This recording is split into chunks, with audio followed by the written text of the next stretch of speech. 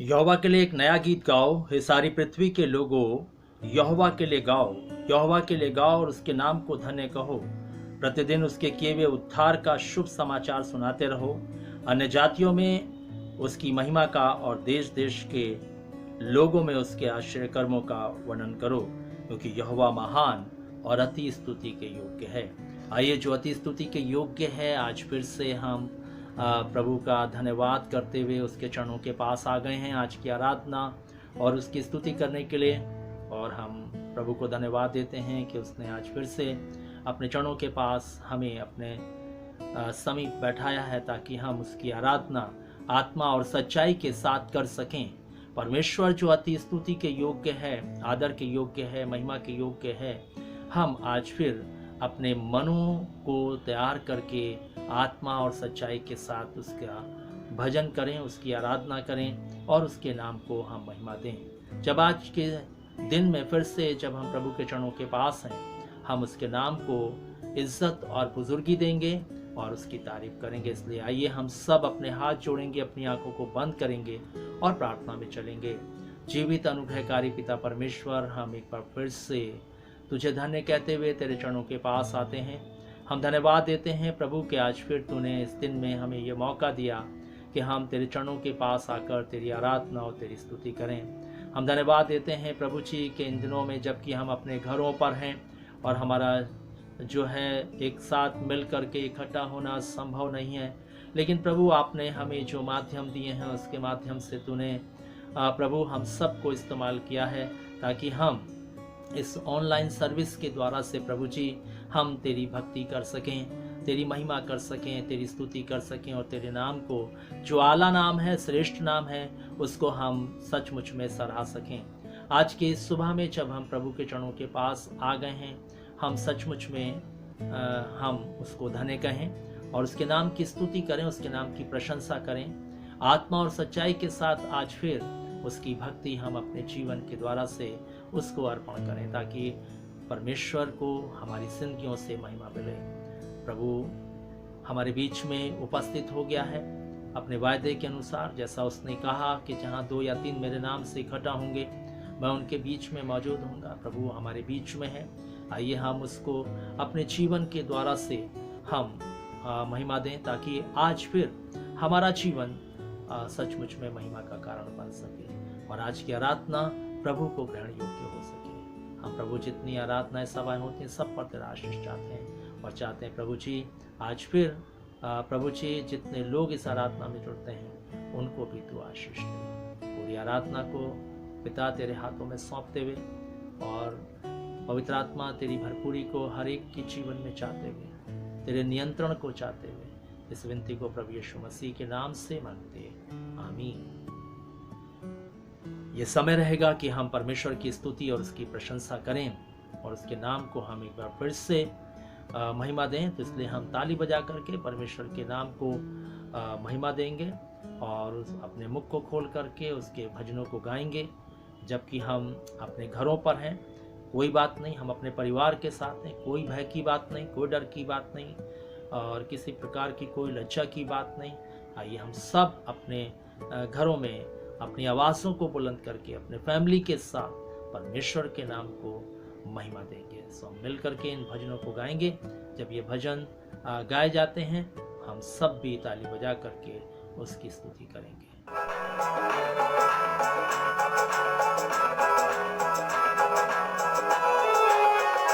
तेरा प्यार है महान, तेरा प्यार है जहां, है जो पहले मुर्दा था तूने डाली मुझ में जान। तेरा प्यार है महान, तेरा प्यार है जहां, है जो पहले मुर्दा था तूने डाली मुझ में जान। ना बोलूं फिर मैं तेरी जय जयकार, ना बोलूं फिर मैं तेरी जय जयकार, जय जयकार, जय जयकार।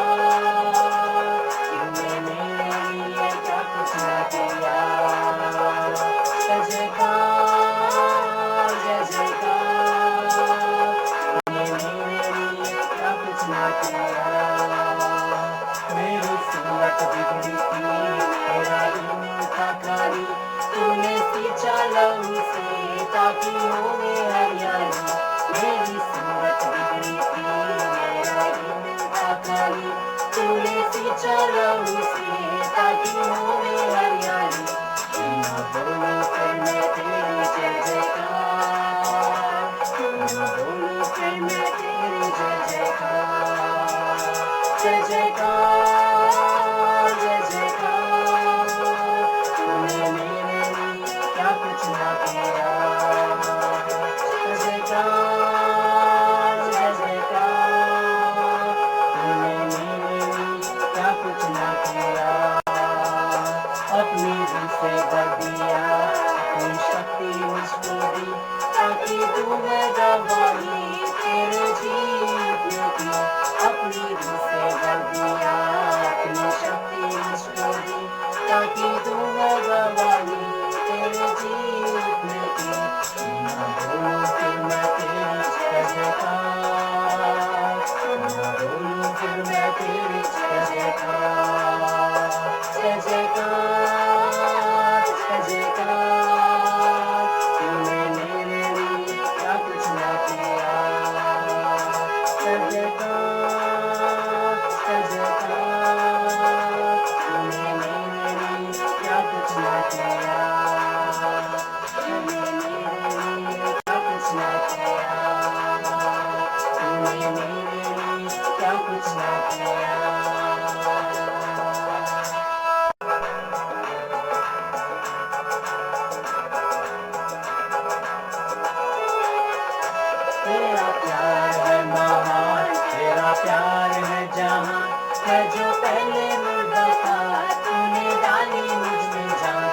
तेरा प्यार है महान, तेरा प्यार है जवान, मैं जो पहले मुर्दा था तूने डाली मुझ में जान, ना बोलूं फिर मैं तेरी जय जयकार,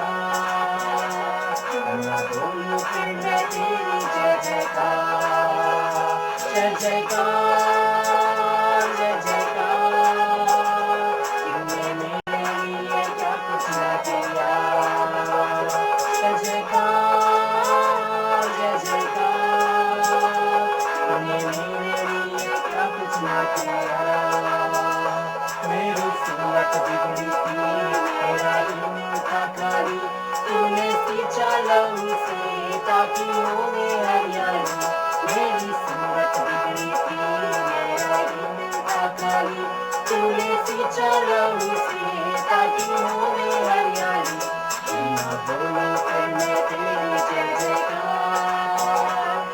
ना बोलूं फिर मैं तेरी जय जयकार, जय जयकार, जय जयकार, तूने मेरे लिए क्या कुछ न किया, जय जयकार, जय जयकार, तूने मेरे लिए क्या कुछ न किया, अपनी दिल से भर दिया, अपनी शक्ति मुझको दी, ताकि तू मैं गवाही तेरे जीतने की, अपनी दिल से भर दिया, अपनी शक्ति मुझको दी, ताकि तू मैं गवाही तेरे जीतने की, ना बोलूं फिर मैं तेरी जय जयकार, ना बोलूं फिर मैं तेरी जय जयकार, जय जयकार, जय जयकार, तूने मेरे लिए क्या कुछ न किया, जय जयकार, जय जयकार, तूने मेरे लिए क्या कुछ न किया।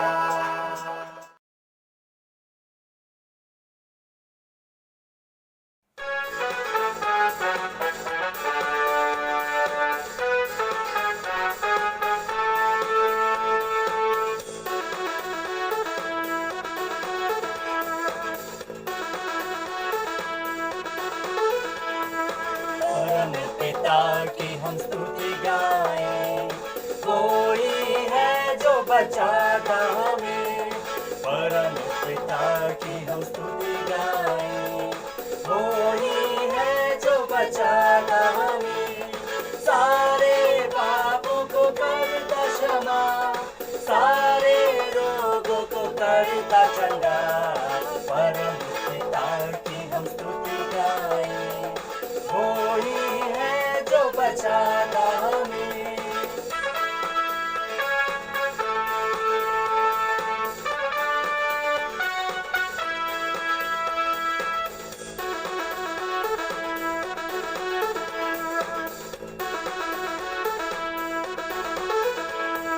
धन्यवाद दे उसके आंगन में, आनंद से आए उसके चरणों में, धन्यवाद दे उसके आंगन में, आनंद से आए उसके चरणों में, संगीत गाकर खुशी से मुक्ति की चट्टान को जय ललकारें, परम पिता की हम स्तुति गाएं, कोई है जो बचाता हमें।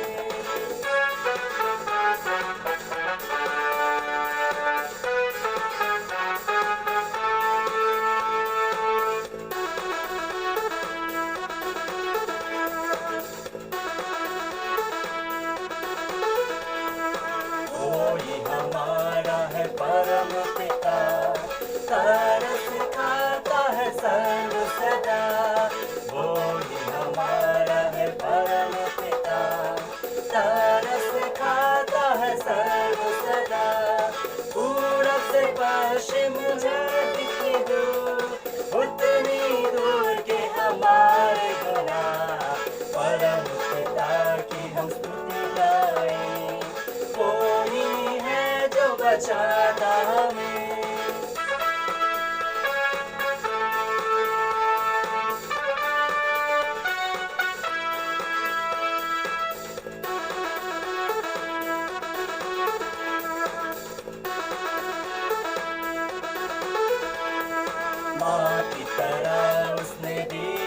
बली, दुनिया के खतरों में छोड़ा नहीं, माँ की तरह उसने दी तसल्ली, दुनिया के खतरों में छोड़ा नहीं, खालिस दूध कलाम का दिया और दी हमेशा की जिंदगी, परम पिता की हम स्तुति गाएं, वो ही है जो बचाता हमें।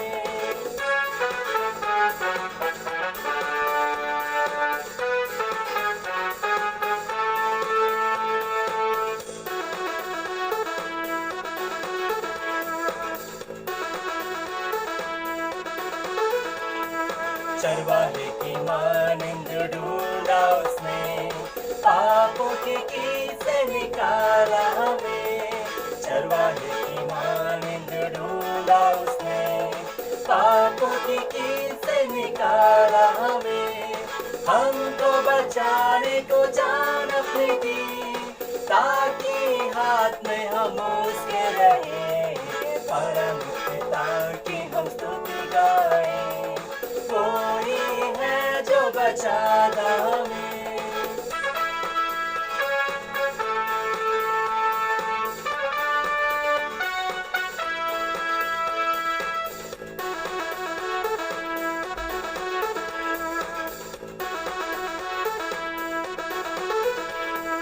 हौसले को बार बार तोड़कर उसने चाहा किसी के हम उड़ना उससे, घोंसले को बार बार तोड़कर उसने चाहा किसी के हम उड़ना उससे, परों पर उठाया उखाब की तरह, ताकि हमको चोट न लगे, परम पिता की हम स्तुति गाएं, कोई है जो बचाता हमें, परम। ये समय रहेगा कि हम उत्तरवादी पाठ में चलेंगे। हम अपने पवित्र शास्त्र बाइबल को खोलेंगे और हम सब निकालेंगे भजन संहिता 119 और उसके अगले भाग से हम फिर से उत्तरवादी पाठ के रूप में पढ़ेंगे और पढ़ने में हमारी अगुवाई भाई स्केल विलियम करेंगे। सबको जय मसीह की। आइए एक बार फिर से हम परमेश्वर के वचन को खोल लेंगे, निकाल लेंगे भजन संहिता 119 और 81 से लेकर के 96 से 96 तक हम लोग उत्तरवादी पाठ पढ़ेंगे जैसा कि हम इसको पढ़ रहे हैं। तो एक बार फिर से इसको पढ़ेंगे। यहाँ पर इस प्रकार से लिखा है, मेरा प्राण तेरे उद्धार के लिए बेचैन है, परंतु मुझे तेरे वचन पर आशा रहती है। मेरी आंखें तेरे वचन के पूरे होने की बात जोते जोते धुंधली पड़ गई है और मैं कहता हूँ कि तू मुझे कब शांति देगा। क्योंकि मैं धुएं में की कुप्पी के समान हो गया हूँ, तो भी तेरी विधियों को नहीं भूला। तेरे दास के कितने दिन रह गए हैं, तो मेरे पीछे पड़ों को दंड कब देगा। अभिमानी जो तेरी व्यवस्था के अनुसार नहीं चलते, उन्होंने मेरे लिए गड्ढे खोदे हैं। तेरी सब आज्ञाएं विश्वास योग्य हैं, वे लोग झूठ बोलते हुए मेरे पीछे पड़े हैं, तू मेरी सहायता कर। वे मुझको पृथ्वी पर से मिटा डालने ही पर थे, परंतु मैंने तेरे उपदेशों को नहीं छोड़ा। अपनी करुणा के अनुसार मुझको जिला, तब मैं तेरी दिव्य चिताओं को मानूंगा।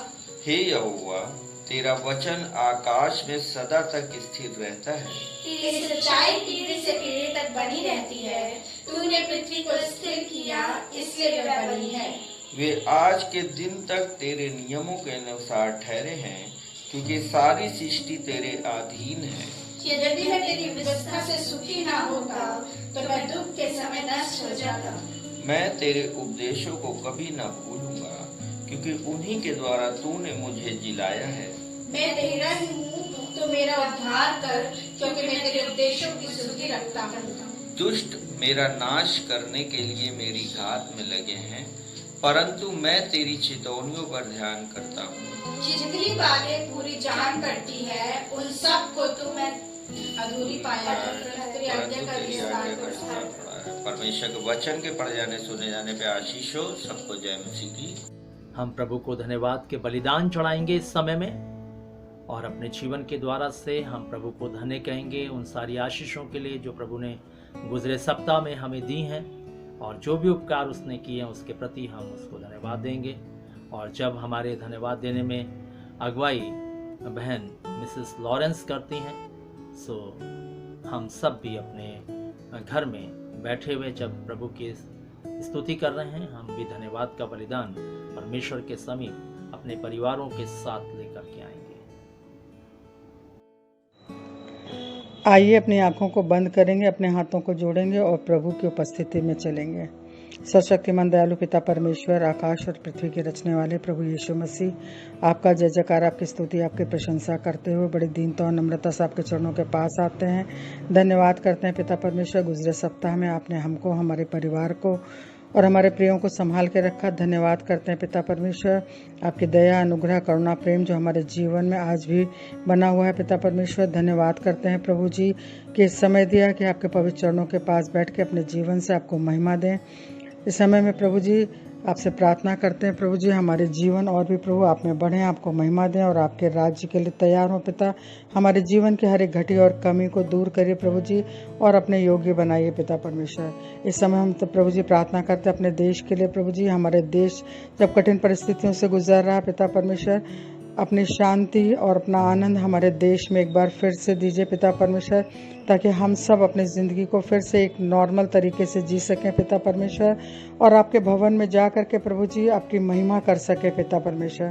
प्रभु जी हम आपसे प्रार्थना करते हैं जो वचन हमारे जीवन में बोया जाने वाला है वो 30 गुना 60 गुना नहीं बल्कि पूरा 100 गुना फल लेकर आए पिता, और हम लोग वचन की उपस्थिति में चलें प्रभु जी और वचन के अनुसार अपनी ज़िंदगी को चलाने वाले हों।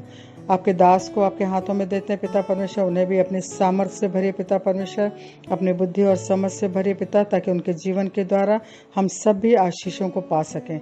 जैसे प्रभु जी आपने गुजरे सप्ताह में संभाला है, आने वाले सप्ताह में आशीष चाहते हुए छोटी सी विनती उद्धार करता है यीशु के नाम से मांगते हैं, सुनिए और ग्रहण कीजिए, आमीन। पहले कि हम परमेश्वर के वचन की ओर ध्यान करें, हम अपने मनों को तैयार करेंगे इस गीत के द्वारा से जो आज आपके समीप जो है गाया जाता है। और ये समय रहेगा कि हम इस भजन को अपने मन में ध्यान में रखते हुए हम परमेश्वर के वचन के लिए अपनी भूमि को तैयार करेंगे। आइए हम इस गीत में चलेंगे।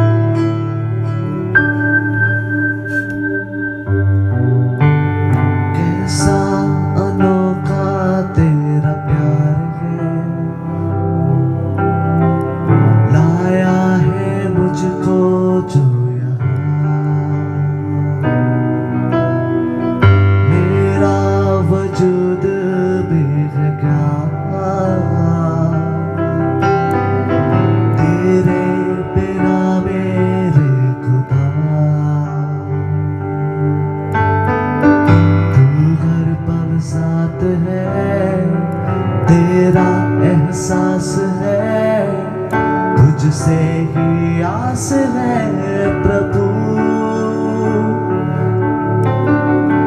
तू हर पल साथ है, तेरा एहसास है, तुझसे ही आस है प्रभु।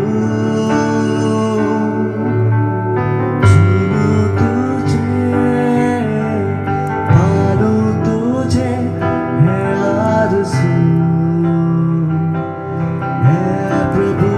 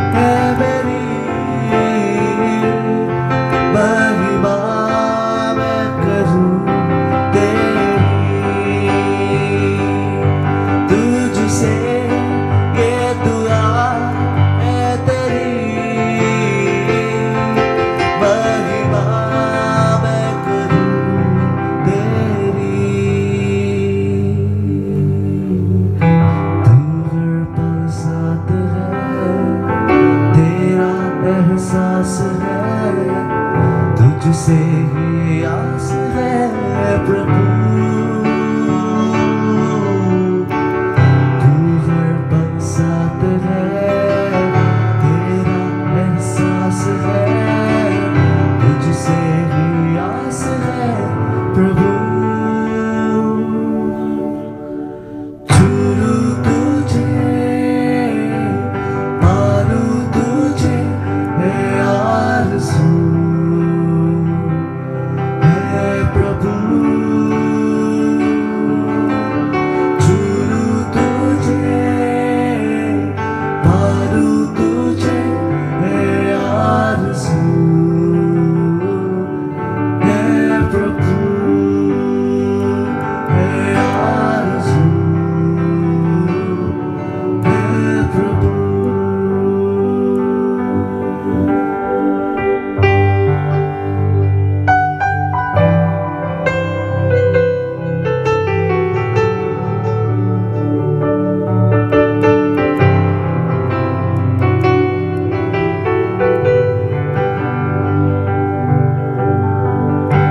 जीऊंगा मैं तेरे लिए गाऊंगा मैं तेरे लिए जीऊंगा मैं तेरे लिए गाऊंगा मैं तेरे लिए आराधना करते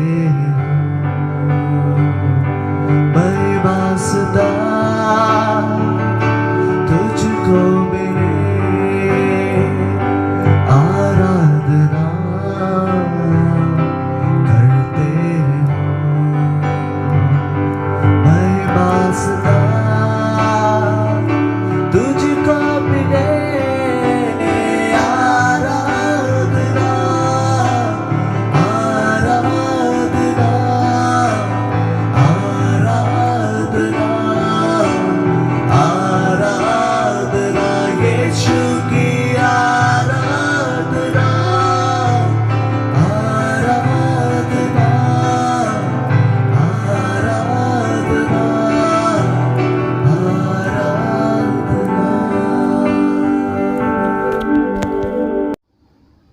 प्रभु का धन्यवाद हो कि एक बार फिर से वो हमें अपने चरणों में ले आया कि हम उसकी जीवित वाणी को सुन सकें।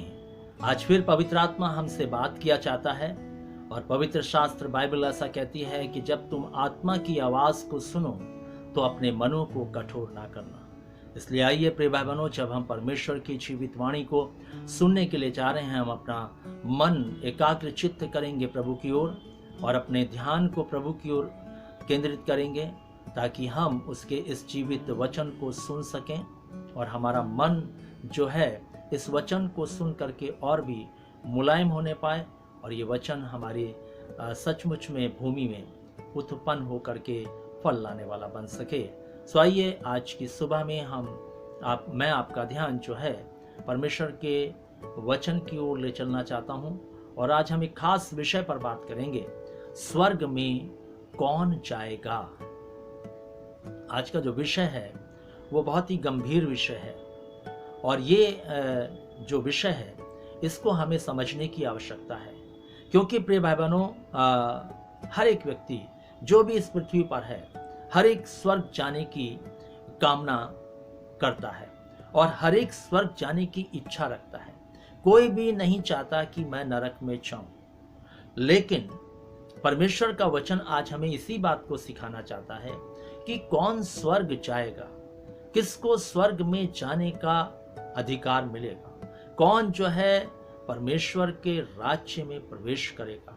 इस बात पर आज हम ध्यान करेंगे और हम सचमुच में यदि इस वचन को ध्यान पूर्वक सुनेंगे और अपनी जिंदगी में लागू करेंगे तो निश्चय है कि जब प्रभु आएगा तो हम उसके साथ स्वर्ग राज्य के लिए बादलों पर उठाए जाएंगे और हमारा जीवन परमेश्वर के राज्य में प्रवेश करने वाला बन सकेगा।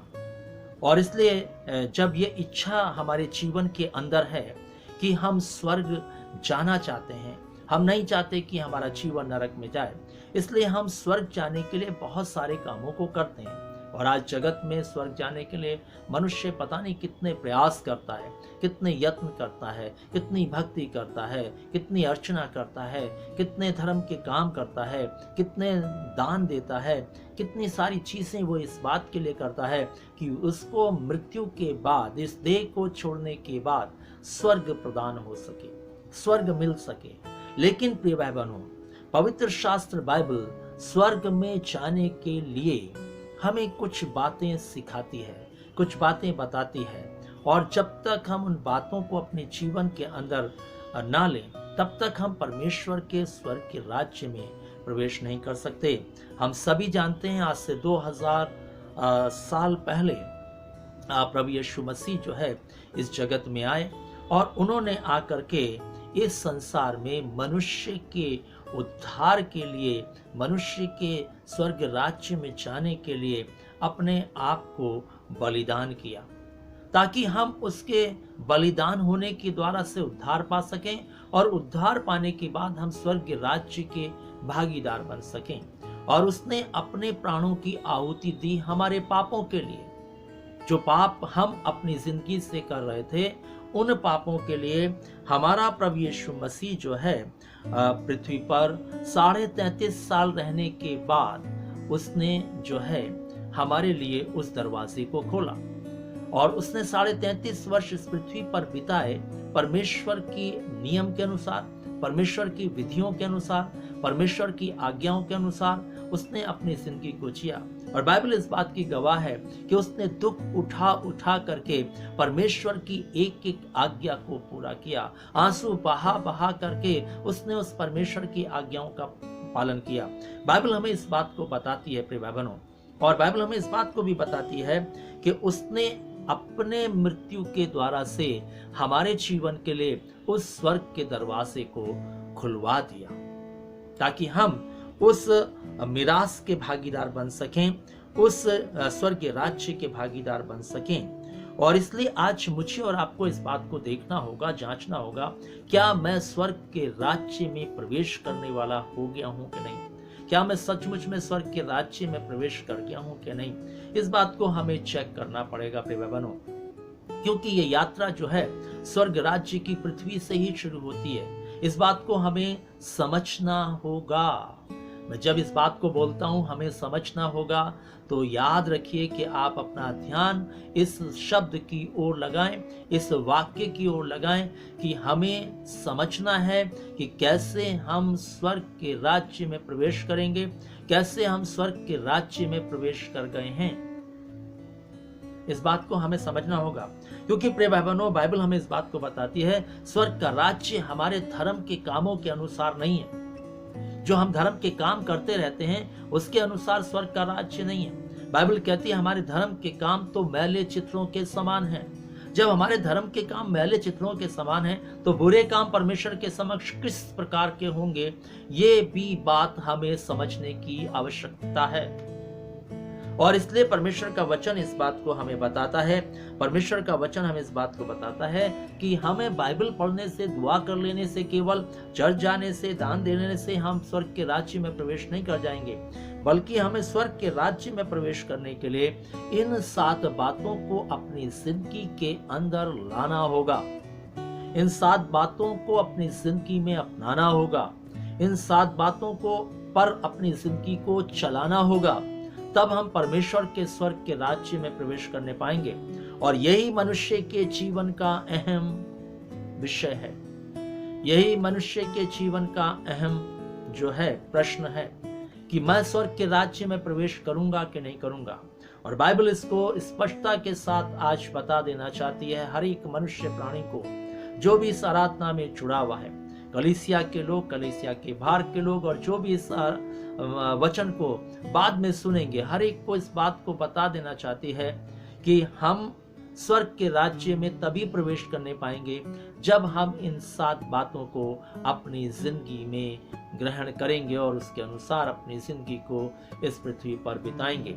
और पहली बात की ओर मैं आपके ध्यान को केंद्रित करना चाहूंगा, जो हमें बाइबल में पवित्र शास्त्र यूहन्ना रचित सुसमाचार और उसके 14वें अध्याय में मिलती है। और उसके 6 पद में ऐसा लिखा हुआ है, यीशु ने उससे कहा, मार्ग और सत्य और जीवन मैं ही हूं, बिना मेरे द्वारा कोई पिता के पास नहीं पहुंच सकता। और यहां पर यीशु मसीह ने इस बात को बताया कि पिता के पास स्वर्ग राज्य में कैसे पहुंचा जा सकता है, कैसे हम स्वर्ग के राज्य में पहुंच सकते हैं। और यहां पर यीशु मसीह ने कहा, वो जो द्वार है, वो जो मार्ग है, वो मैं हूं, मैं हूं। जब तक तुम मुझ में से प्रवेश नहीं करोगे, तब तक तुम स्वर्ग के राज्य में प्रवेश नहीं कर सकते, क्योंकि मैं द्वार हूं। यदि हम यूहन्ना रचित सुसमाचार के 10वें अध्याय को पढ़ेंगे तो उसमें इस बात को पढ़ने को हमें मिलेगा। प्रभु ने कहा, मैं द्वार हूं। और आज बाइबल हमें इस बात को बताना चाहती है, परमेश्वर का वचन इस बात को हमें सिखाना चाहता है। प्रभु यीशु मसीह ने कहा, मैं मार्ग हूं, बिना मेरे द्वारा कोई पिता के पास नहीं पहुंच सकता है। अगर हमें स्वर्ग के राज्य में प्रवेश करना है, हमें स्वर्ग के राज्य में जाना है, हमें स्वर्ग के राज्य में रहना है, तो हमें जो है यीशु जो मार्ग है उसको अपनाना पड़ेगा। क्योंकि यीशु मसीह ही था जो इस जगत में पापियों का उद्धार करने के लिए आया था। उसने आकर के पापियों का उद्धार किया। प्रिय बहनों, उसने सारे मनुष्य जाति के पापों को लेकर के अपनी देह पर वो क्रूस पर बलिदान हुआ, क्योंकि परमेश्वर के सामने एक ऐसा निर्दोष बलि चाहिए था पापों के छुटकारे के लिए, जो केवल यीशु मसीह था, वही बना। हम सारी पृथ्वी पर अपनी दृष्टि डाल करके देखें, सारे जो है वचनों पर दृष्टि डाल करके देखें, तो हम इस बात को देखने पाएंगे कि प्रभु यीशु मसीह को छोड़ हमें कोई नहीं मिलता, जो मनुष्य जाति के पापों को लेकर के अपनी देह पर क्रूस पर बलिदान हुआ हो, जिसने अपने जीवन को मनुष्य जाति के पापों के लिए बलिदान किया हो। और इसलिए प्रभु यीशु मसीह ही वो मार्ग है जिसके द्वारा से मनुष्य उद्धार मोक्ष की प्राप्ति कर सकता है, जिसके द्वारा से मनुष्य परमेश्वर के स्वर्गीय राज्य में प्रवेश कर सकता है। इसलिए यहाँ पर परमेश्वर का वचन हमें इस बात को बताना चाहता है कि यदि हम परमेश्वर के राज्य में प्रवेश करना चाहते हैं, तो हमें जो है यीशु जो एक मार्ग है, केवल जो एक उद्धार करता है, केवल उसी के मार्ग पर चल करके, उसी द्वार से प्रवेश करके हम जीवन को पाने वाले बन सकते हैं, हम स्वर्गीय राज्य के भागीदार बन सकते हैं। इसलिए हमें अपने जीवन में स्वर्ग में प्रवेश करने के लिए यीशु रूपी द्वार में से प्रवेश करना होगा। हमें स्वर्ग राज्य में प्रवेश करने के लिए या स्वर्गीय राज्य को पाने के लिए हमें जो है यीशु रूपी मार्ग को अपनाना पड़ेगा, क्योंकि उसने कहा, मार्ग मैं हूं, स्वर्ग का रास्ता मैं हूं। हमें उसी के पीछे चल करके उस स्वर्ग के राज्य को प्राप्त करना होगा। ये कहती है बाइबल, स्वर्ग के राज्य में जाने के लिए मैं क्या करूं? इसका उत्तर है ये। कौन प्रवेश करेगा? इसका उत्तर है ये कि जब हम प्रभु के मार्ग पर चलेंगे, यीशु मसीह का अनुकरण करेंगे, हम स्वर्गीय राज्य में निश्चित पहुंचेंगे, क्योंकि उसने कहा, मार्ग मैं हूं। दूसरी बात जो परमेश्वर का वचन हमें बताना चाहता है वो है विश्वास। अगर हमें स्वर्ग राज्य में प्रवेश करना, तो हमें विश्वास करना होगा प्रभु यीशु मसीह पर। बाइबल क्या कहती है? यूहन्ना रचित सुसमाचार और उसके अगर हम 3 अध्याय में जाएं और उसके 16 पद को पढ़ें, बहुत परिचित पद है ये, लेकिन फिर भी हम पवित्र शास्त्र बाइबल को खोल करके पढ़ेंगे। लिखा है, क्योंकि परमेश्वर ने जगत से ऐसा प्रेम रखा कि उसने अपना इकलौता पुत्र दे दिया, ताकि जो कोई उस पर विश्वास करे वो नष्ट ना हो, परंतु अनंत जीवन पाए। दूसरी बात, स्वर्ग में राज्य में प्रवेश करने के लिए हमें प्रभु यीशु मसीह पर विश्वास करना होगा। प्रभु यीशु मसीह पर विश्वास करके हमें अपनी जिंदगी को जीना होगा। और प्रभु यीशु मसीह पर विश्वास करने का जो मतलब है वो ये है कि जिस प्रकार से हम जब सोफे पे बैठते हैं तो हम अपना पूरा वजन दे करके उस पर बैठ जाते हैं और हमें यह विश्वास रहता है कि ये सोफा सुरक्षित है, ये सोफा टूटेगा नहीं, ये सोफा गिरेगा नहीं, ये हमें गिराएगा नहीं।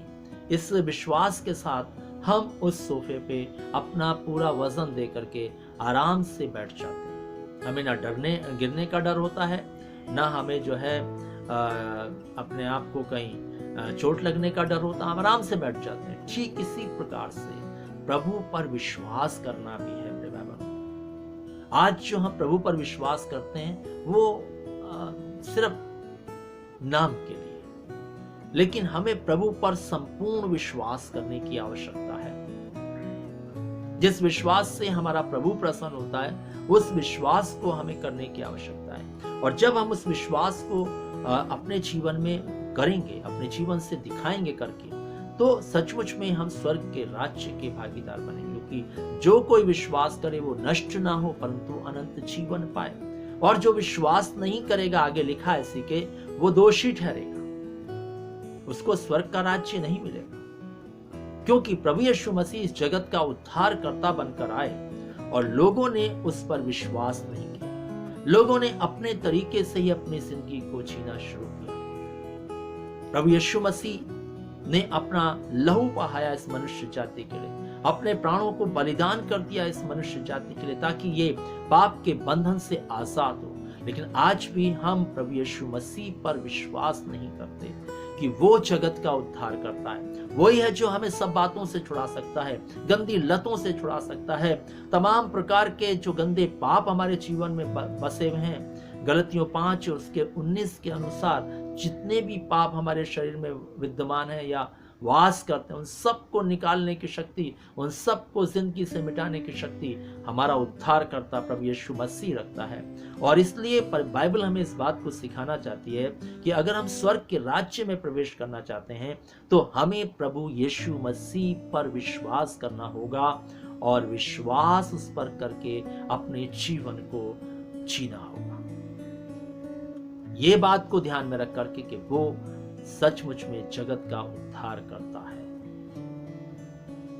और प्रभु यीशु मसीह की जब पैदाइश हुई, स्वर्गदूतों ने कहा, देखो तुम्हारे लिए दाऊद के नगर में एक उद्धार करता जन्मा है। यही है वो यीशु, उसी का नाम यीशु है जो दाऊद के नगर में जन्मा था। हमें उस पर पूर्ण विश्वास करके अपने जीवन को आगे बढ़ाने की आवश्यकता है। तीसरी बात, स्वर्ग के राज्य में प्रवेश करने के लिए आज्ञा का पालन करना। आइए हम लूका रचित सुसमाचार और उसके 18वें अध्याय में जाएंगे। और यहाँ पर एक वर्णन हमें मिलता है एक धनी व्यक्ति का, जो प्रभु यीशु मसीह के पास अनंत जीवन पाने के लिए आया है। और क्या कहता है कि हे उत्तम गुरु, अनंत जीवन का अधिकारी होने के लिए मैं क्या करूं? प्रश्न पूछता है प्रभु से, उत्तर चाहता है प्रभु से, तरीका चाहता है प्रभु से, उस चीज को प्राप्त करना चाहता है प्रभु यीशु मसीह से, क्योंकि वो जानता था कि ये जगत का उद्धार करता है। यही है जो मुझे सही गाइडलाइन देगा, यही है जो मुझे ठीक से बताएगा और समझाएगा, यही है जो मेरा मार्गदर्शन करेगा। इस बात को ध्यान में रख करके वो प्रभु यीशु मसीह के पास आया और कहने लगा, हे उत्तम गुरु, अनंत जीवन का अधिकारी होने के लिए मैं क्या करूं? प्रभु यीशु मसीह ने उससे कहा कि तू आज्ञाओं को तो जानता है। उसने कहा, प्रभु कौन सी आज्ञा है? और उसने कहा, प्रभु यीशु मसीह ने कहा, व्यभिचार न करना, चोरी न करना, झूठी गवाही न देना, अपने पिता अपनी माता का आदर करना। उसने कहा, मैं तो इन सबको लड़कपन से करता चला रहा हूं, इन बातों को तो मैं लड़कपन से मानता चला रहा हूं, इन आज्ञाओं का तो मैं लड़कपन से पालन करता चला रहा हूं। बाइबल हमें बताती है, प्रभु यीशु मसीह ने कहा, तुझ में एक बात की घटी है, जा अपना धन कंगालों को बांट दे और आकर मेरे पीछे। और हम देखते हैं कि ये व्यक्ति ने प्रभु की आज्ञा का पालन नहीं किया। जब प्रभु हमें भी आज्ञा देता है, क्या हम भी सचमुच में उन आज्ञाओं का पालन करते हैं? आइए अपनी जिंदगी को टटोल कर देखें। हम स्वर्ग के राज्य में जाने की अभिलाषा रखते हैं, हम स्वर्ग में जाने की लालसा रखते हैं, लेकिन क्या हम स्वर्ग जा पाएंगे?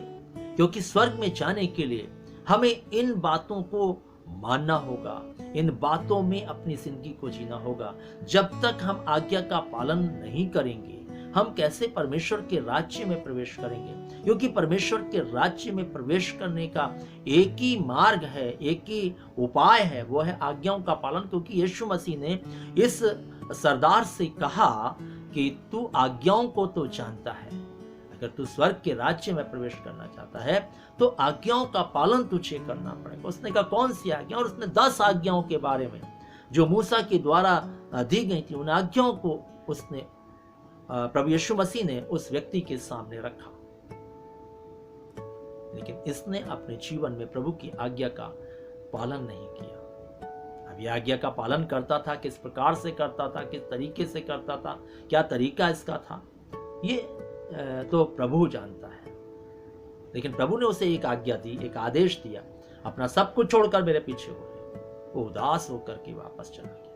आज हमारा जीवन भी स्वर्ग की लालसा तो करता है, मैं अधिकारी होने के लिए क्या करूं, मैं स्वर्ग के राज्य में प्रवेश करने के लिए क्या करूं। लेकिन क्या हम, जब वो हमें आज्ञा देता और बताता है कि स्वर्ग के राज्य में प्रवेश करने के लिए ऐसा कर, तो क्या हम उस आज्ञा का पालन करते हैं? क्योंकि बिना आज्ञा का पालन किए हम परमेश्वर के स्वर्ग के राज्य में प्रवेश नहीं कर सकते। क्या कहा प्रभु यीशु मसीह ने जब इस संसार में थे? मरकुस रचित सुसमाचार उसके 9 अध्याय में लिखा है 43वें पद में, यदि तेरा हाथ तुझे ठोकर खिलाए तो उसे काट डाल, टुंडा होकर जीवन में प्रवेश करना तेरे लिए इससे भला है कि तू 2 हाथ रखते हुए नरक में डाला जाए, जहां की आग कभी नहीं बुझती। अब यहां पर हम देखते हैं कि प्रभु इस बात को बताना चाहते थे लोगों को कि स्वर्ग के राज्य में जाने के लिए, स्वर्ग के राज्य में प्रवेश करने के लिए तुम्हें जो है कोई भी चीज को अपने जीवन से हटाना हो, आप हटाओ, निकाल दो उसको। यहां तो प्रभु ने जो है हाथ और आंख का वर्णन किया। यदि हम 47 पद में पढ़ें तो यहाँ पर लिखा है, यदि तेरी आंख तुझे ठोकर खिलाए तो उसे निकाल डाल, काना होकर परमेश्वर के राज्य में प्रवेश करना तेरे लिए इससे भला है कि तू 2 आंख रखते हुए नरक में डाला जाए। इसलिए प्रिय भाई बहनों, यहाँ पर परमेश्वर का वचन हमें इस बात को बताता है कि यीशु मसीह ने कहा कोई भी चीज हमारे स्वर्ग के राज्य में प्रवेश करने में आड़े आ रही है, उसको काट डालो, अपने जिंदगी से निकाल कर फेंक दो। उन चीजों को रख करके तुम नरक में जाओगे, स्वर्ग में नहीं जाओगे। और इसलिए प्रिय भाई बहनों, यदि परमेश्वर की आज्ञा का पालन करने में कोई भी चीज हमारे सामने आती है, हमारा स्वार्थ, लालच या हमारी भलाई और कई चीजें दिखती हैं, अरे अगर परमेश्वर की आज्ञा का पालन करेंगे तो ये नहीं होगा, परमेश्वर की आज्ञा का पालन करेंगे तो ये नहीं होगा, अगर ये चीजें हमारे सामने आ रही हैं तो मैं यही कहना चाहूंगा कि इन सब चीजों को काट डालो। परमेश्वर की आज्ञा का पालन करना हमारे जीवन के लिए अनिवार्य है, उत्तम है, क्योंकि हमें जीवन मिलेगा। क्योंकि यीशु मसीह ने उस व्यक्ति से कहा था कि अपना सारा धन कंगालों को बांट दे और मेरे पीछे हो ले और तुझे स्वर्ग में धन मिलेगा। यीशु मसीह ने उससे कहा तुझे स्वर्ग में धन मिलेगा, लेकिन उसने स्वर्गीय धन को ठुकरा दिया पृथ्वी के धन के लिए। पृथ्वी का धन कितने दिन रहेगा साथ, किसके साथ रहा, ये धन किसके साथ रहा है? हमने अपने जीवन काल में हमने देखा है, इतिहासों को पढ़ा है, धनाढ्य घराने रहे, राजा महाराजा रजवाड़े रहे, लेकिन सब खत्म हो गई, सल्तनतें खत्म हो गई। उनके परिवार कहाँ है, उनकी दशा क्या है, हमें नहीं मालूम। धन किसी का नहीं था, लेकिन जो स्वर्गीय धन था वो उन्होंने प्राप्त करना नहीं चाहा, उस व्यक्ति ने प्राप्त करना नहीं चाहा। हम भी शायद उसी श्रेणी में आते हों, लेकिन मैं आज ये कहना चाहूंगा प्रभु में होकर के कि आप परमेश्वर की आज्ञा का पालन करके अगर जीवन की इच्छा रखते हैं तो आप जरूर जो है उसमें उसका पालन करें और उसके पीछे चल करके उस स्वर्ग के राज्य को प्राप्त करें। चौथी बात, जिसकी ओर मैं आपके ध्यान को केंद्रित करूंगा। स्वर्ग के राज्य में प्रवेश करने के लिए जो चौथी बात है वो मत्ती रचित सुसमाचार के 7वें अध्याय के 21वें पद में पाई जाती है। और यहाँ पर लिखा है, जो मुझसे हे प्रभु कहता है, उनमें से हर एक स्वर्ग के राज्य में प्रवेश ना करेगा, परंतु वही जो मेरे स्वर्गीय पिता की इच्छा के अनुसार चलता है, जो मेरे स्वर्गीय पिता की इच्छा पर चलता है।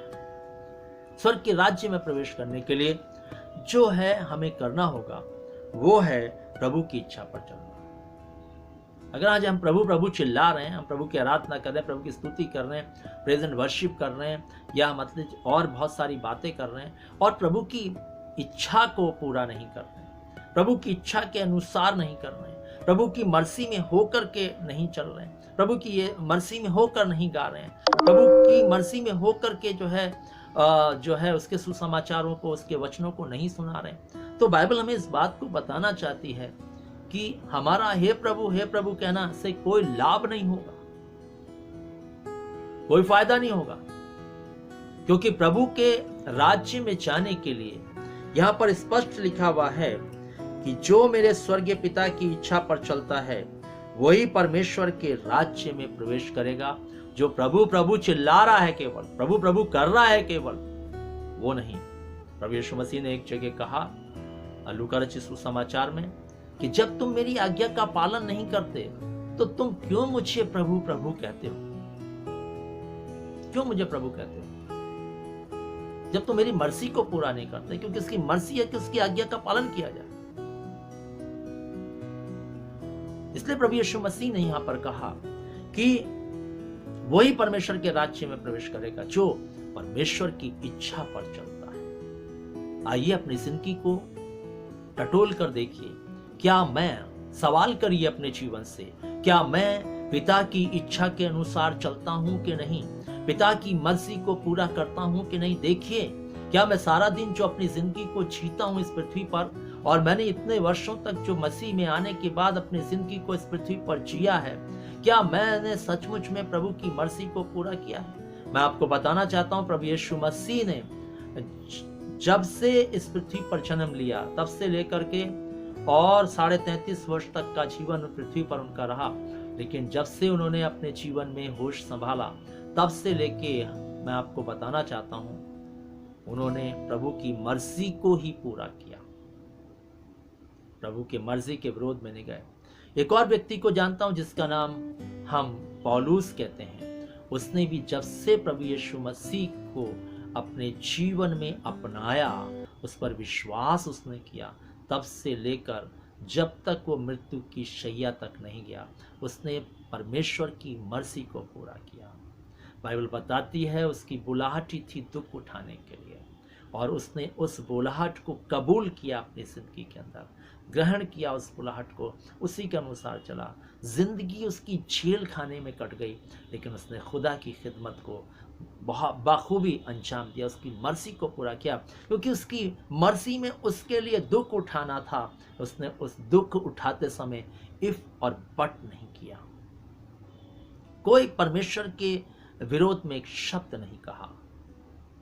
उसने ये नहीं कहा कि मैं फरीसी के पद पे था तो क्या ही शान की बात थी मेरे जीवन के लिए, क्या ही सुख समृद्धि की बात थी। प्रभु तेरे पास आया हूं तो मुझे जेल के बंधन में रहना पड़ रहा है, ऐसा उसने नहीं बोला।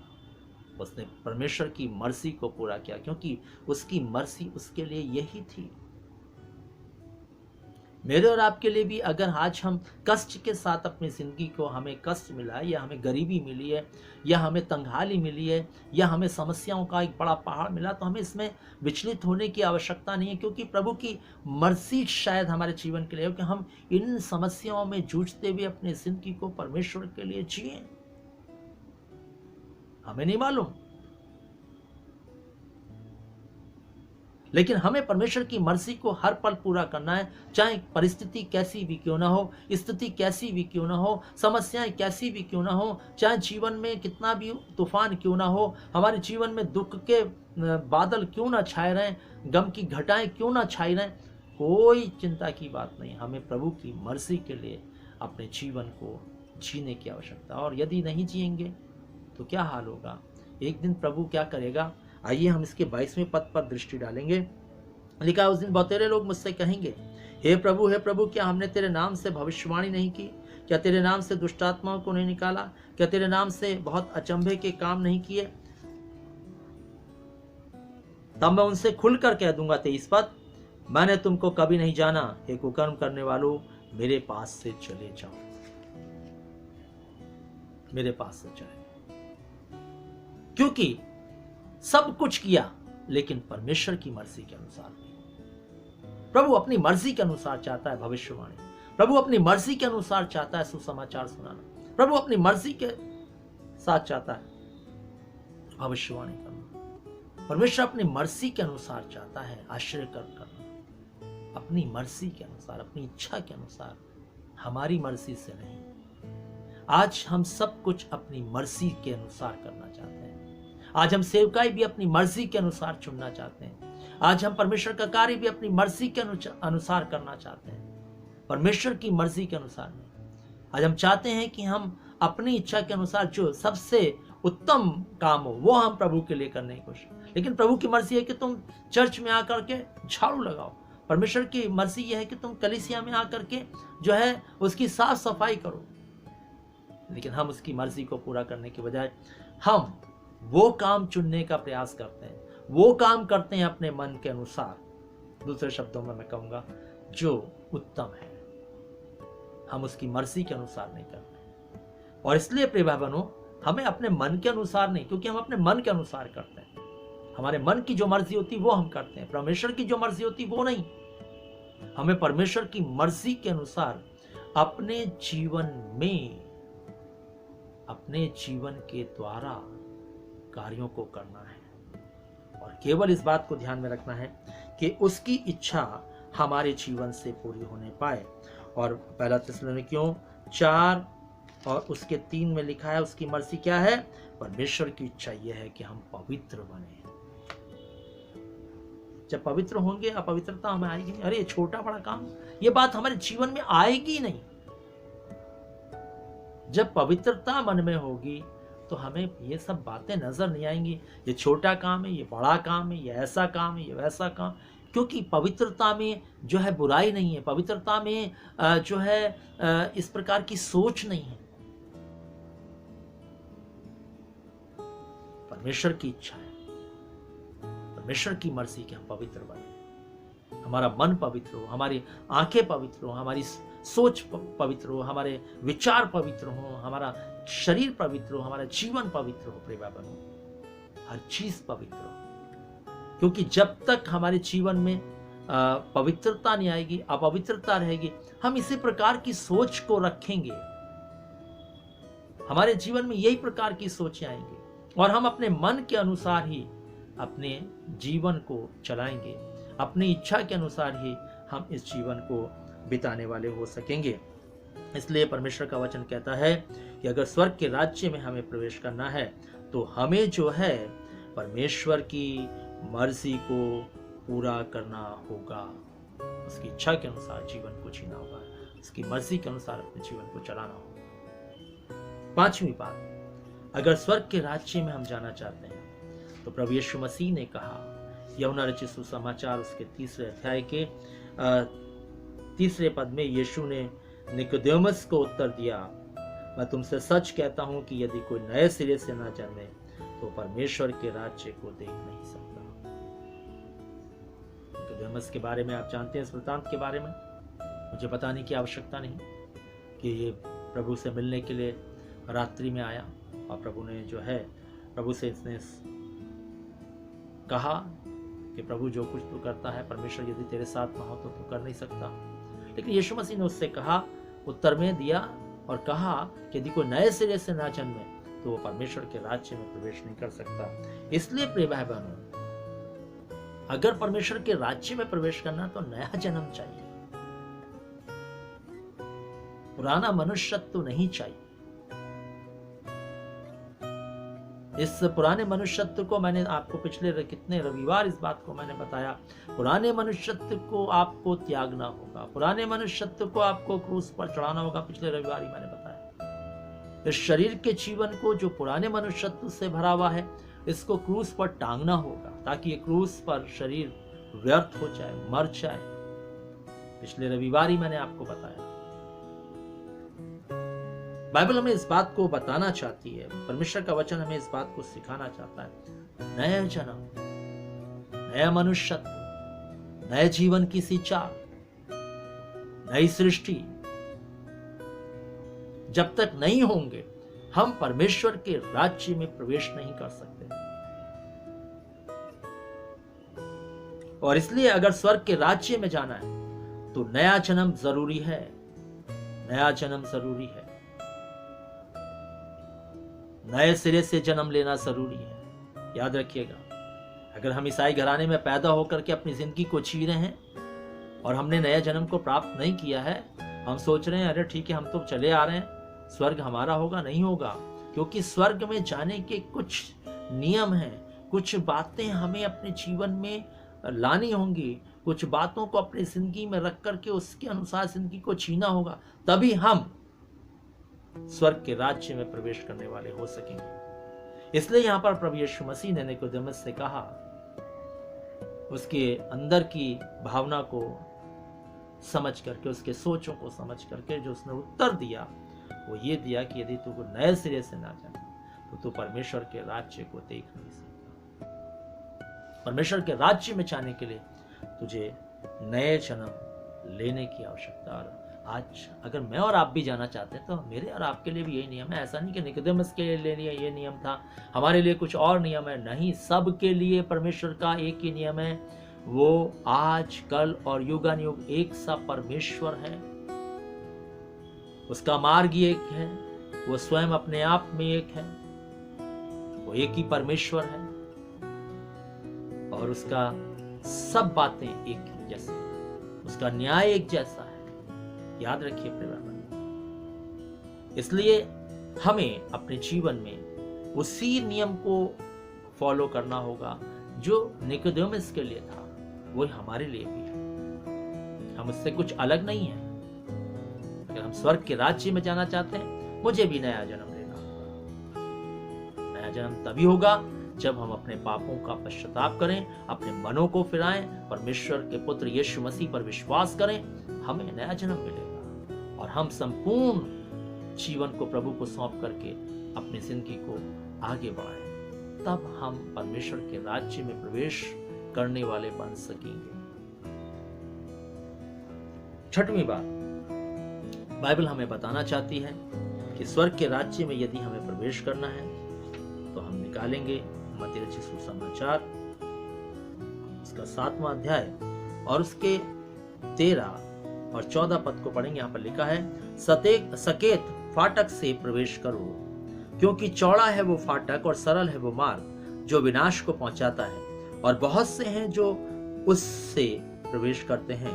क्योंकि सकेत है वह फाटक और कठिन है वह मार्ग जो जीवन को पहुंचाता है, और थोड़े हैं जो उसे पाते हैं। और यहाँ पर प्रभु यीशु मसीह ने कहा, अगर जीवन के राज्य को प्राप्त करना चाहते हो, जीवन को प्राप्त करना चाहते हो, स्वर्गीय राज्य को प्राप्त करना चाहते हो, तो सकेत फाटक से प्रवेश करना होगा और सकरे मार्ग पर चलना होगा। कठिन है वो फाटक जिसमें से हमें अंदर होकर जाना है। यीशु मसीह ने कहा ना, मैं द्वार हूं, उसी में से प्रवेश करना है। वही है सकेत फाटक, हमें प्रवेश करना है और तब हमें जीवन मिलेगा। कहता चौड़ा है वो मार्ग जो विनाश को पहुंचा रहा है। अब चुनाव हमें करना है, हम चौड़े पे चलें या सकरे पे चलें। और अपनी जिंदगी को आज टटोल कर भी देखिए कि आप जो मसीह जीवन जी रहे हैं वो चौड़े वाला जीवन जी रहे हैं, मार्ग वाला जीवन जी रहे हैं, या सकरे मार्ग वाला जीवन जी रहे हैं। आज कौन सा जीवन आपके पास है? किस मार्ग पर चल रहे हैं आप? मसीह में जीवन जीने के बाद आपकी मार्ग क्या है? क्योंकि यीशु मसीह ने कहा, जो कोई पिता के पास पहुंचना चाहता है, उसने कहा मार्ग मैं हूं, और वो भी सकरा मार्ग।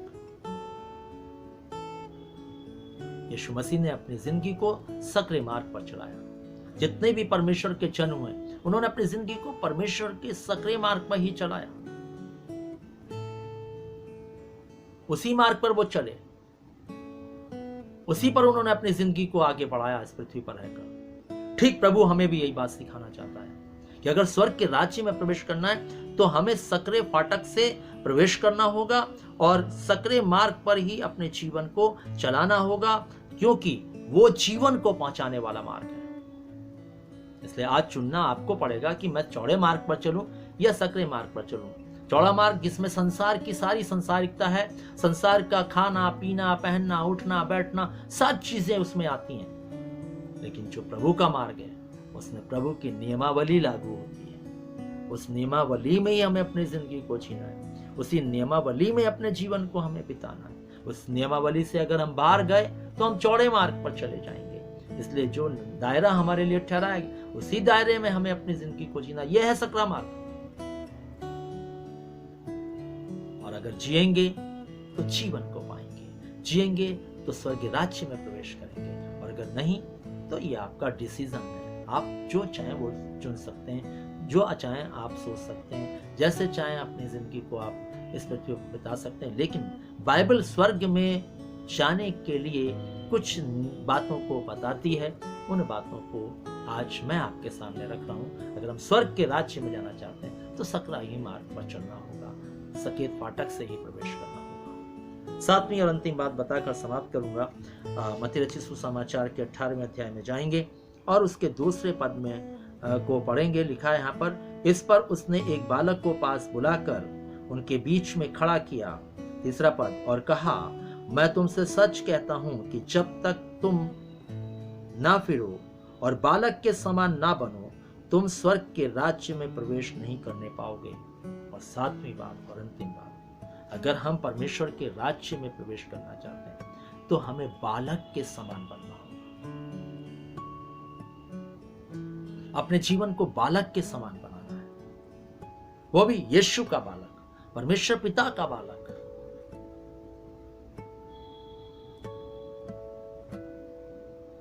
उसका बालक होकर के अपनी जिंदगी को जीना होगा और बालकों के समान। उसने बालक को खड़ा करके कहा, जब तक तुम इस बालक के समान ना बनो। बालक के जीवन के बारे में अगर हम मंथन चिंतन करें तो हम उसमें बहुत सारी खूबियों को देख सकते हैं। सबके अलग अलग विचार हो सकते हैं बालक को लेकर के, लेकिन 3 बातें मैं बताना चाहूंगा जिसके कारण से प्रभु ने इस बात को कहा कि यदि तुम में से कोई बालक के समान ना बने वो स्वर्ग के राज्य में प्रवेश नहीं कर सकता।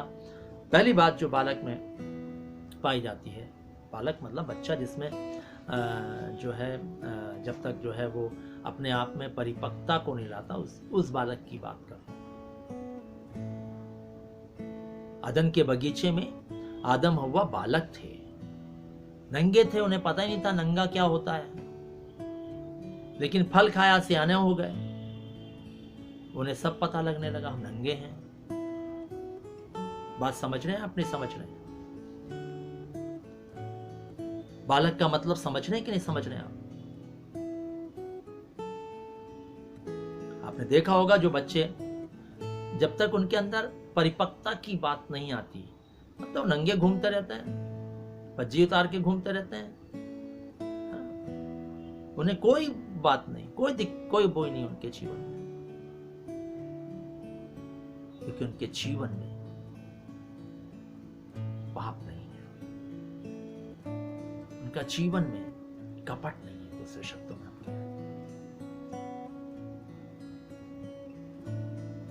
इसलिए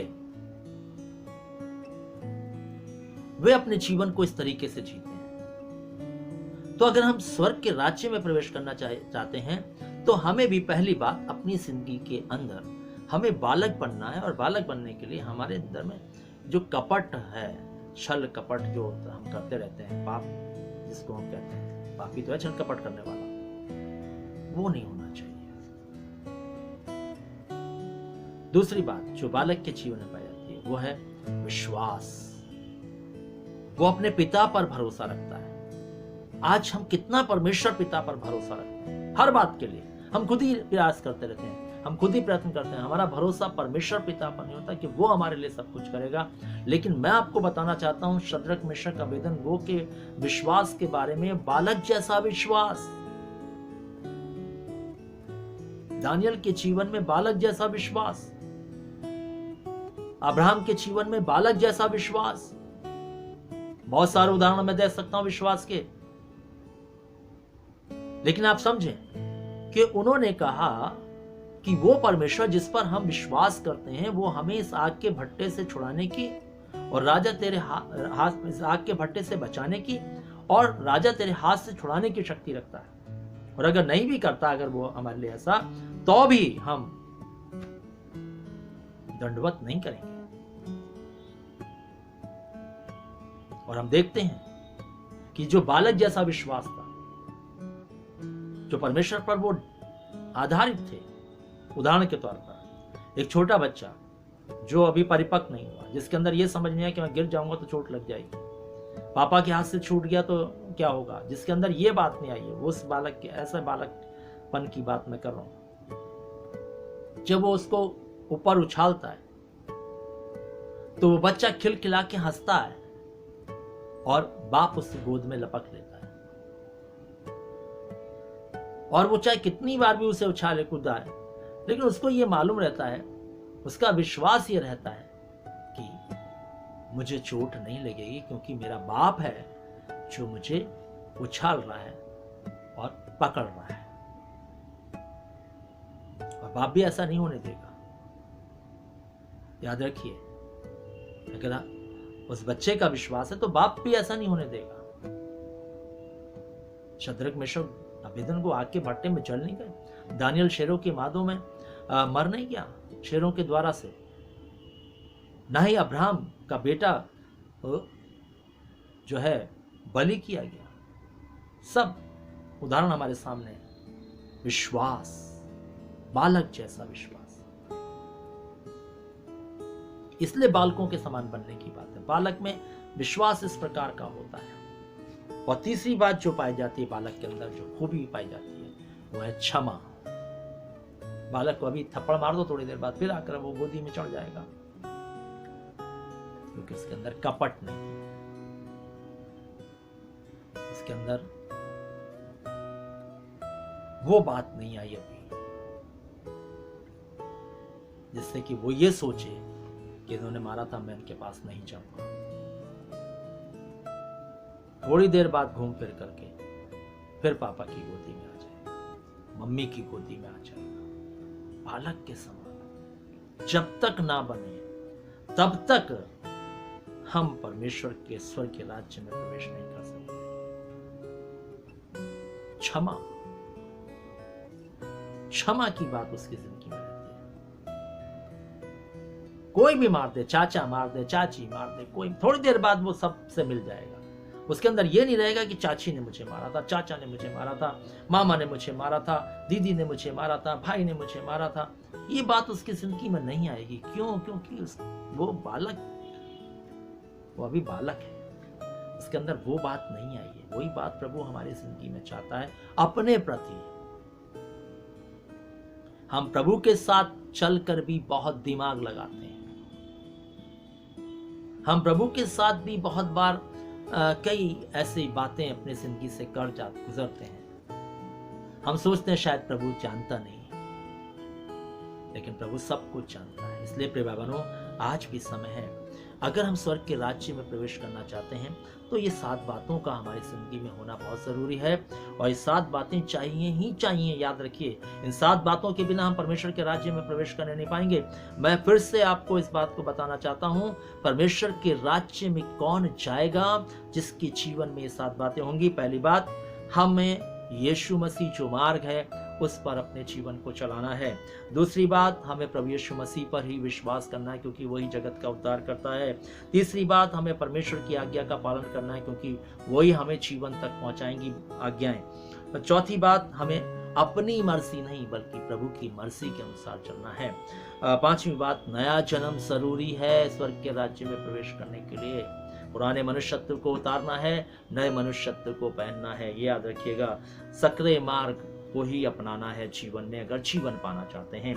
सातवीं और अंतिम बात, बालक के समान बनना है, तब हमें जीवन मिलेगा। और यह है प्रभु का वचन आज के दिन में कि स्वर्ग के राज्य में अगर जाने की हम लालसा रखते हैं तो इन 7 बातों का हमारी जिंदगी में होना बहुत जरूरी है। ये 7 बातें हमारी जिंदगी में होना बहुत जरूरी है, तभी स्वर्ग का राज्य हमें मिलेगा। अन्यथा परमेश्वर एक दिन खुलकर कह देगा, मैंने तुम्हें कभी नहीं जाना, हे कुकर्म करने वालों, मेरे सामने से चले जाओ। इसलिए इससे पहले कि हमारे कानों में यह आवाज आए, आज भी प्रभु हमें सिखाता है कि अगर स्वर्ग जाने की जिज्ञासा और लालसा लेकर हम मसीह यीशु के पास आए हैं तो आइए इन 7 बातों को अपनी जिंदगी में लेकर के चलें, इन 7 बातों पर अपनी जिंदगी को आधारित करके चलें और इसको जीवन को उस स्वर्ग के राज्य में प्रवेश करने वाले हम बन सकेंगे। और यह है प्रभु का संदेश आज के दिन में। आइए हम इस वचन को अपनी जिंदगी में ग्रहण करके हम उसके राज्य में प्रवेश करने वाले बन सकें। प्रभु आप सबको आशीष दे हुए आज हम यहीं रुकेंगे, प्रार्थना में चलेंगे। हमारे जीवित महान सर्वशक्तिमान दयालु पिता परमेश्वर, हम धन्यवाद देना चाहते हैं प्रभु आज के इस दिन के लिए और इस आराधना के लिए, इस वचन के लिए जो जिस समय प्रभु तूने हमसे बात की है। प्रभु हम चाहते हैं वचन लोगों की जिंदगियों में घर करे और लोगों की जिंदगियां सचमुच में तेरे राज्य में प्रवेश करने वाली बन सके। जो तेरे नियमावली है उसी के अनुसार हर एक व्यक्ति इस वचन को सुनने के बाद चल सके और जीवन के द्वार में प्रवेश करके जीवन को पा सके। प्रभु जितने लोग इसको सुन रहे हैं उन्हें आशीष दे इस वचन के द्वारा से, उनकी जिंदगियों को आशीषित कर। जितने और इसको सुनेंगे आने वाले समय में उनको भी आशीष देना, ताकि उनकी जिंदगियां भी तेरे राज्य में प्रवेश करने वाली बन सके। पिता, तेरा पवित्र आत्मा और भी इस वचन को लेकर के लोगों को सिखाने वाला बन सके। प्रभु जब हम अलग अलग होते हैं, हम सबके साथ होना, हम सबको पूरे सप्ताह संभालना, अपनी करुणा में बना के रखना, ताकि प्रभु हम तेरे अनुग्रह में अपने जिंदगी के सफर को आगे बढ़ा सकें। सब कुछ तेरे हाथों में देते हुए हर एक जन जो इस कलीसिया से जुड़ा है, जो कलीसिया से बाहर से जुड़े हैं, सब पर तेरा आशीर्वाद चाहते हुए इस विनती को प्रभु यीशु मसीह के नाम से मांगते हैं, आमीन। अब हमारे परमेश्वर पिता का प्रेम, प्रभु यीशु मसीह का अनुग्रह और पवित्र आत्मा की सहभागिता हम सब विश्वास करने वालों के साथ, यहाँ के समस्त विश्वासियों के साथ, इस कलीसिया के साथ और जितने लोग इस आराधना में जुड़े हैं उनके साथ, जो जुड़ेंगे उनके साथ, जब तक प्रभु यीशु मसीह दोबारा नहीं आते, ये आशीषें युगानुयुग एक सी बनी रहें, आमीन। सबको जय मसीह की। प्रभु आपको आशीष दे। Praise the Lord. आप सभी को सूचित किया जाता है, बहुत ही हर्ष और आनंद का उत्सव हमारे बीच में आ गया है। हम अपने भारतीय नवजीवन कैलवरी चर्च की 38th एनिवर्सरी को हम सेलिब्रेट करने जा रहे हैं, जो कि अगले सप्ताह अगले रविवार को हम सेलिब्रेट करेंगे। तो हम आप सभी को बहुत हर्ष और उल्लास के साथ आपको निमंत्रित करते हैं कि आप हमारे साथ ऑनलाइन चर्च एनिवर्सरी वर्शिप में आप जुड़ जाइए और इसी यूट्यूब चैनल पे ये वर्शिप आएगी। और हम आप सबको सूचित करते हैं कि 23 अगस्त को सुबह 11 बजे आप सभी को इस वर्शिप में जुड़ने का मौका मिलेगा। हम आशा करते हैं आप ज़रूर से इस वर्शिप में सहभागी होंगे और प्रभु से बहुतायत की आशीष को पाएंगे। आप सभी को जय मसीह की।